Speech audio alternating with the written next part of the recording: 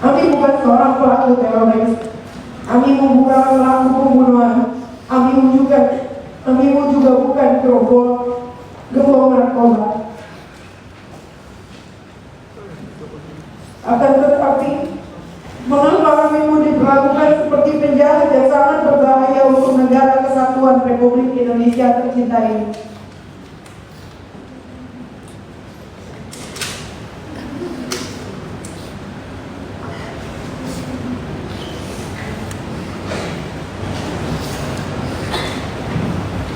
Sejak 4 Maret lalu, saya tidak bisa berkumpul lagi dengan anak-anak saya, tidak bisa menjalankan ibadah puasa bersama-sama, dan juga hari raya Idul Fitri bersama-sama seperti layaknya umat muslim pada umumnya.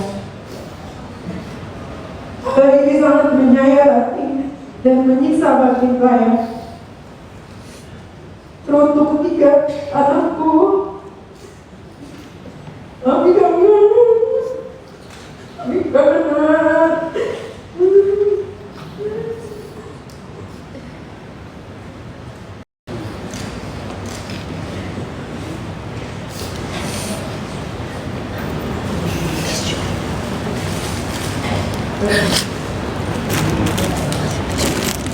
yang sabar ya nak, dan jangan lupa selalu mendoakan kami yang saat ini masih berjuang untuk tetap teguh memegang kebenaran.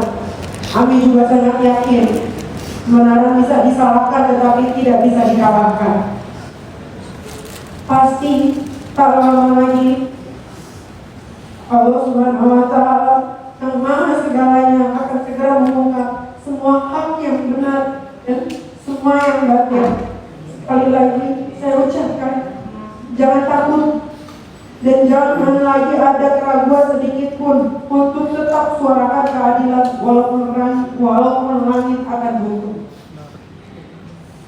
Majelis Hakim yang mulia, akhirnya di penutupan eksepsi pribadi ini, doa dan harapan saya, berikan saya umur yang panjang agar saya bisa melihat orang-orang yang zalim kepada saya dan sahabat saya Ismail Marzuki mendapatkan umur yang panjang, supaya Allah Subhanahu wa Ta'ala memberikan azab seketika kepada mereka yang menzalimi saya dan sahabat saya Ismail Marzuki.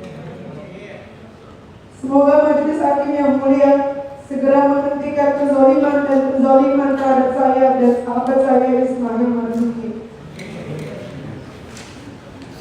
Semoga Majelis Hakim yang mulia diberikan kekuatan oleh Allah Subhanahu wa Ta'ala untuk menegakkan keadilan dan melenyapkan kezaliman, serta menjadi garda terdepan dalam menjaga tatanan hukum di Indonesia agar tidak dirusak oleh mafia hukum dan mafia skincare maupun manapun, serta menumbangkan semua tirai kezaliman.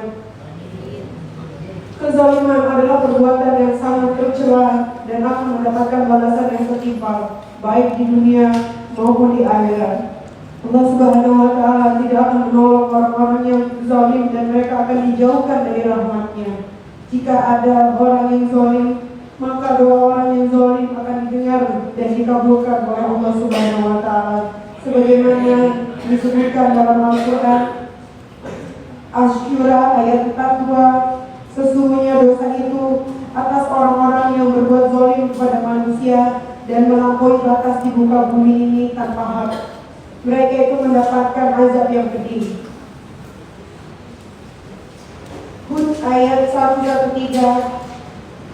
dan janganlah kamu cenderung kepada orang-orang yang zalim yang menyebabkan kamu disentuh api neraka, sedang kamu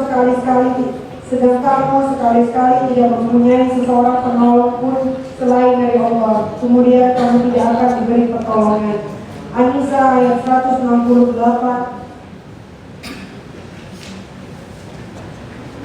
Sesungguhnya orang-orang yang berbuat zalim, Allah tidak akan mengampuni mereka dan tidak pula akan menunjukkan jalan kepada mereka.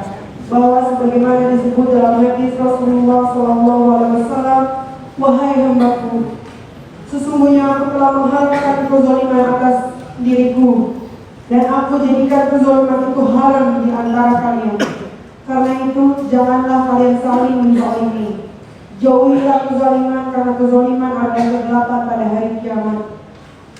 Dan orang-orang yang zalim akan digigit oleh kedua tangannya di hari kiamat karena penyesalan. Minta maaf atas kezaliman siapa yang pernah menzalimi saudaranya, baik menyangkut kehormatan maupun sesuatu yang lain, maka hendaklah dia meminta kehalalan, meminta maaf pada hari ini di dunia, sebelum datang hari yang tidak bermanfaat, dinar dan dirham.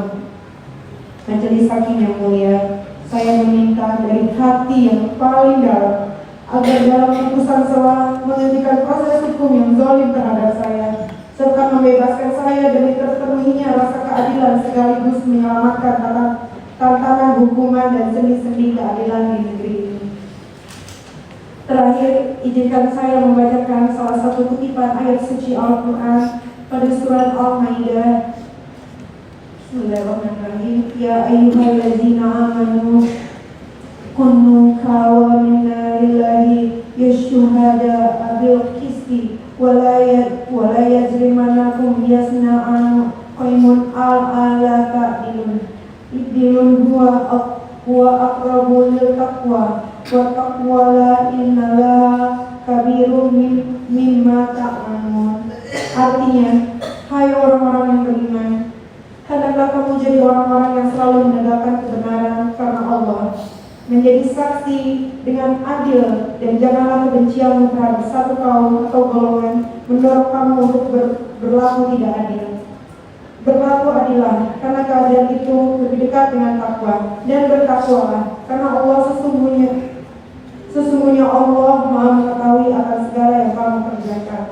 Jakarta, 1 Juli 2025. Wassalamualaikum warahmatullahi wabarakatuh. Waalaikumsalam warahmatullahi wabarakatuh.